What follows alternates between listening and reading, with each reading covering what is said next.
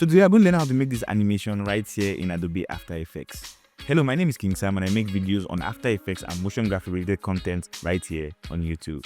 And this is another video analysis where I show you guys how to make professional adverts right here in After Effects. To watch the full series, you can check out this place right here. And the easiest way you can join me is by connecting with me on my motion design community. The link is in the video. Come say hi, I go live, I answer questions, and connect with other people just like yourself. So without talking too much, let's jump straight into the video. Okay, so what I'm going to do now is I'm just going to drag my SwiftCart logo into here. Just copy. And I can just move all of them up. Then let's just move it back. Okay, so what I'm going to do now is I'm just going to go through them. I'm just going to rename them. For this my SwiftCart layer here, I'm just going to retype the text again.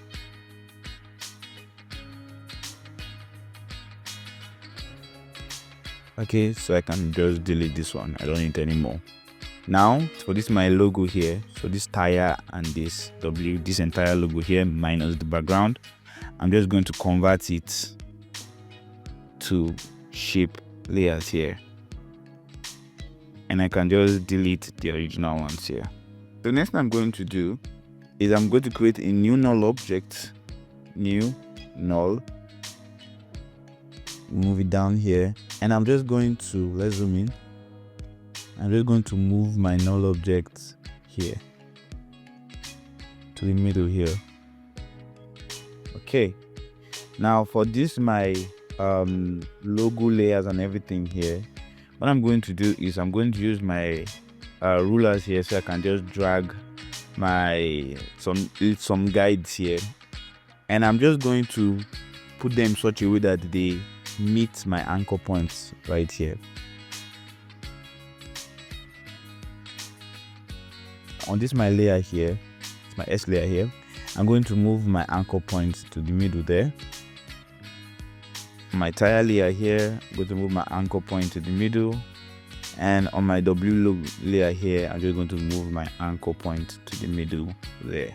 Now I can just select the three of them, and I'm just going to parent them to my null objects over there. Let's move it down, and let's open up our position keyframe. Now I'm going to make a keyframe here. I'm just going to move it down. And here I'm just going to move this backward, so it starts from somewhere like here. I'm just going to come to somewhere like here, and I'm just going to drag this forward like this. So now I can just copy this, move down to somewhere here, and I'm just going to paste it. Now let's open our scale. I'm going to come to somewhere like here. As it's coming back, I'm going to move down by 2 frames. I'm going to make a keyframe on my scale, move it down a bit, and here I'm just going to change it to 136. So next thing I'm going to do is on this my 3 logos here, I'm going to my effect and preset panel, and I'm going to type in fill and apply fill on that panel here. Now I'm just going to make a keyframe on my color around here. I'm just going to do the same thing for all 3 of them, and I'm just going to change their color to blue. So I'm just going to come down here, and I'm going to change the color to white.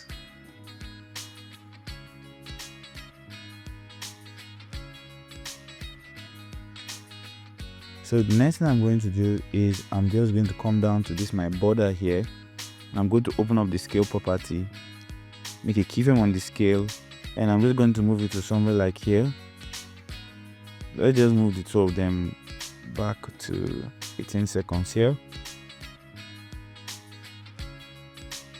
Come back here, and I'm just going to take this down to 0. So you have this cool looking fading animation. Cool. Now I can just select this, hit F9 to easy ease. And for this one now, let's open the graph editor, and it has to end slow. Then here it has to start fast. Let's adjust the timing and do it. So next thing I'm going to do is I'm just going to come down to my SwiftCat text here, left click, go to create shapes from text. Now I can delete the original text. And what I'm going to do on this my SwiftCat outline here, I can just type here, I can just type position, and all the positions of the individual letters are here from the beginning to the end. What I'm just going to do is I'm just going to make keyframe on all their positions. Now I can hit U so that I can open all the keyframes a little bit. So I'm just going to select everything, all these new keyframes I just made, and I'm just going to move them down by 5 frames. 2, 3, 4, 5, like that. And for my initial position, I'm just going to move everything to the back a little bit, like that. So I'm just going to offset all of them by 2 frames. So 1, 2.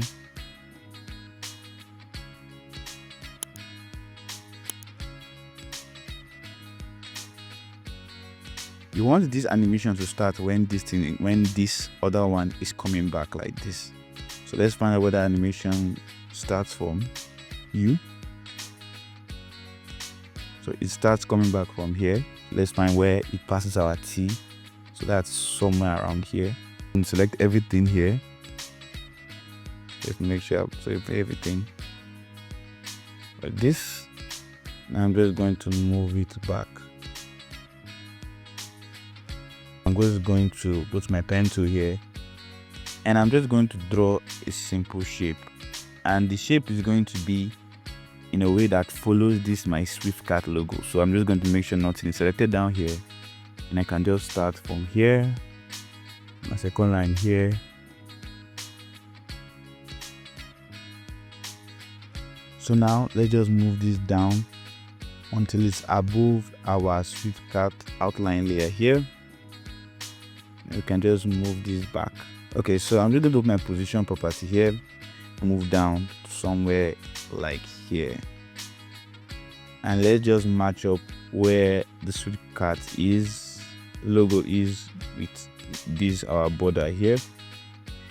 I'm going to make a keyframe on my position. Now I'm going to come down here to where animation finishes, and I'm just going to drag it back until it lines up again. Now I'm just going to select this. I'm going to hit F9 to easy ease, open up my graph editor, and I'm just going to adjust it like this. I'm going to toggle my switches here, and I'm just going to go to my outline and use the track mat. Use this my background as its track mat. Now I'm going to invert the track mat, and you can also see that it's already coming out of here anyhow. The easiest way to do that is just by extending the back of this layer.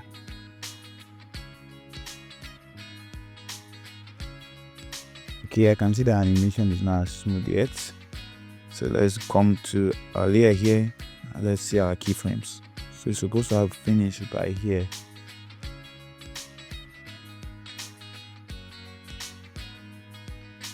Let's work on this our shop smart leave Swift. So let's come to that. Where is that layer? I think that's this one. And this one I'm just going to use a simple position keyframe. And let's wait until after everything finish. So let's see that. So when it's here, come down by like 3 frames, 4 frames.